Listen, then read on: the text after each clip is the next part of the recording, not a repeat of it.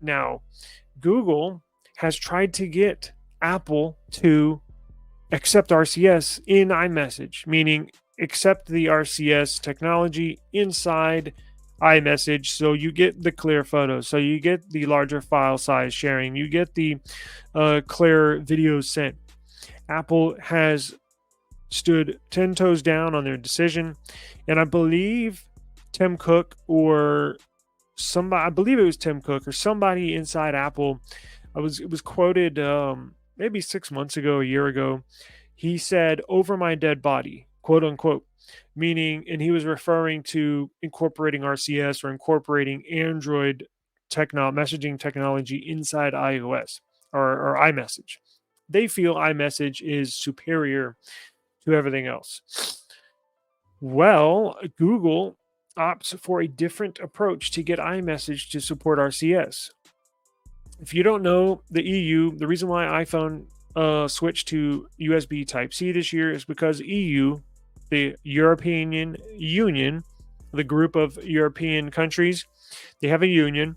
They basically forced Apple, well, not basically, they did, to switch to USB Type-C. How do they do that? They made a law that said any electronic device sold in the Europe countries have to have a USB Type-C charging port or charger.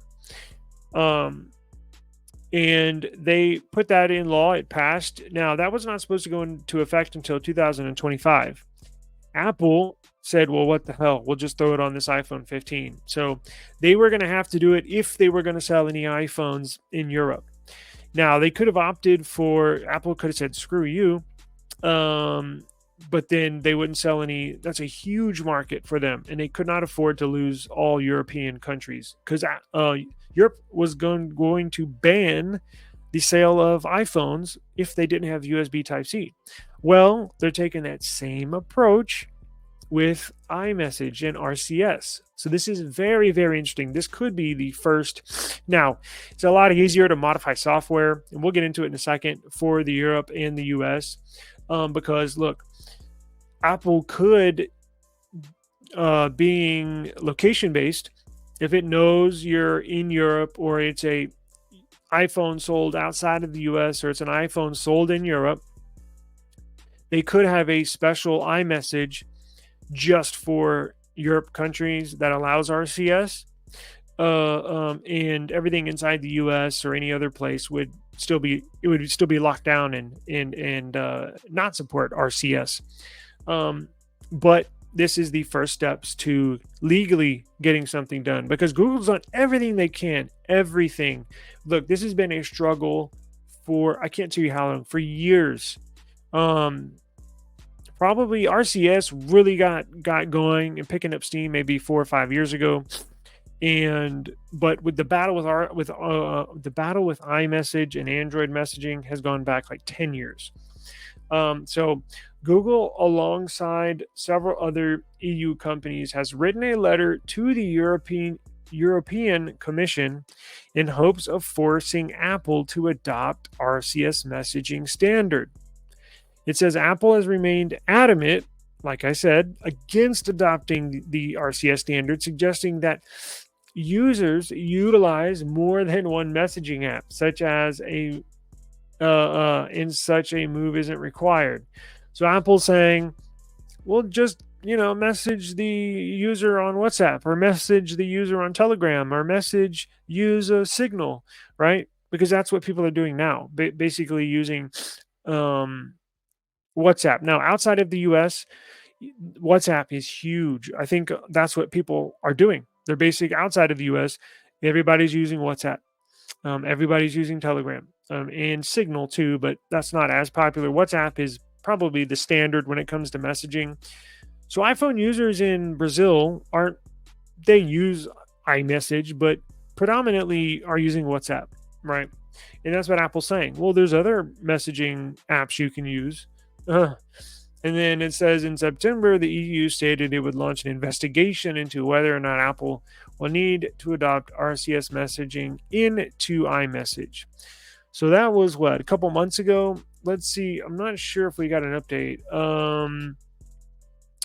So that's why I mentioned the USB Type-C deal, because since the EU passed that and forced Apple's hand with the USB Type-C, Google is saying, well, shoot, let's try to force their hand um, through this method, right? Through the EU, since they were successful with the USB Type-C. Now, look, there's two ways to look at it, right? Well, three. One, you could be, I don't care. But one is you can look at Google as the bad guy. Why are you trying to force Apple to do this and to do that? And you could look at it the second way is that saying, well, yeah, there should be. Look, iMessage is not going away for the iPhone user. That nothing will change. Absolutely nothing. It's all in the code. It's all behind the scenes. It's all in how the app is constructed.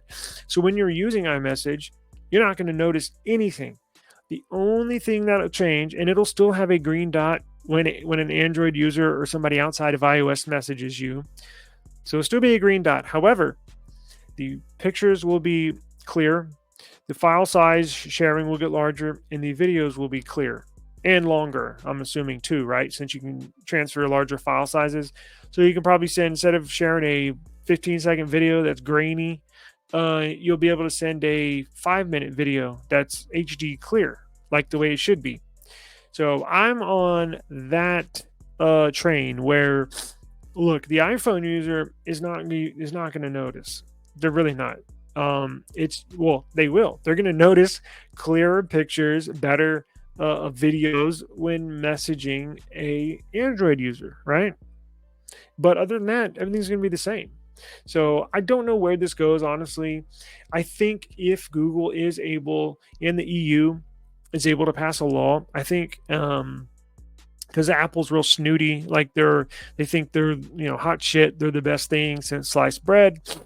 I think because Apple does not want this to happen. So I think what they're going to do is make it location specific. I think if the EU was able to pass something, a law, I think it would only work inside the Europe countries, basically. And I think in the US, it'll be just like it is right now. I don't think it'll change anything here where we are sitting. But if they are able to pass a law in Europe that forces them to adopt RCS in the code of iMessage, look, that's a good first step. But I think it's still going to be years away before we in the US see anything change. But it says it is paramount that businesses can reach all their customers taking advantage of modern communication services with enriched messaging features, the letter reads. Through iMessage, business users are only able to send enriched messages to iOS users and must rely on traditional SMS for all other users. So yeah, that's right. If it's an Android to iPhone, it falls back to SMS, the old school messaging system. RCS is rich communication services, meaning it's a better, newer, more technologically sounded service function communication. Let's see. I'm trying to see if.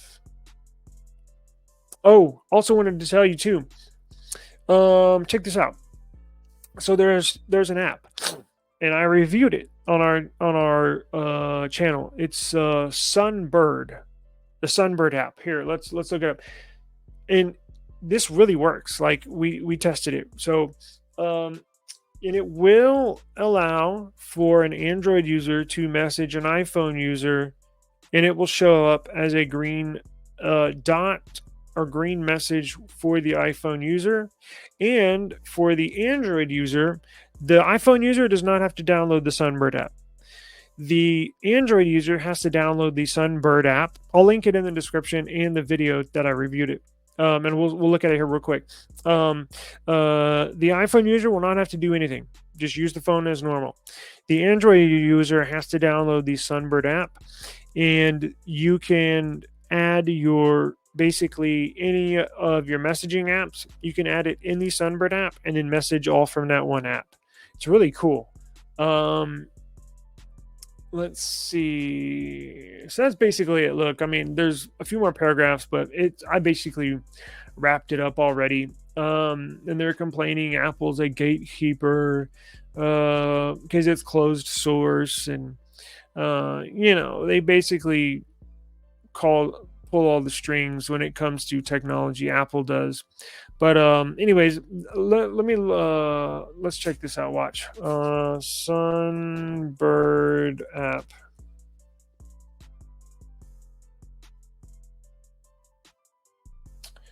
Sunbird messaging.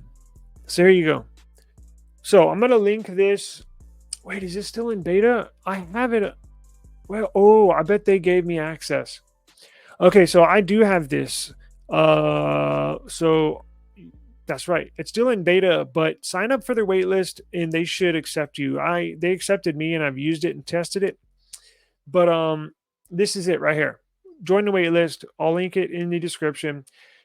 So what this does, and I'll get off here real quick. No Apple device or server required. It just works. It does.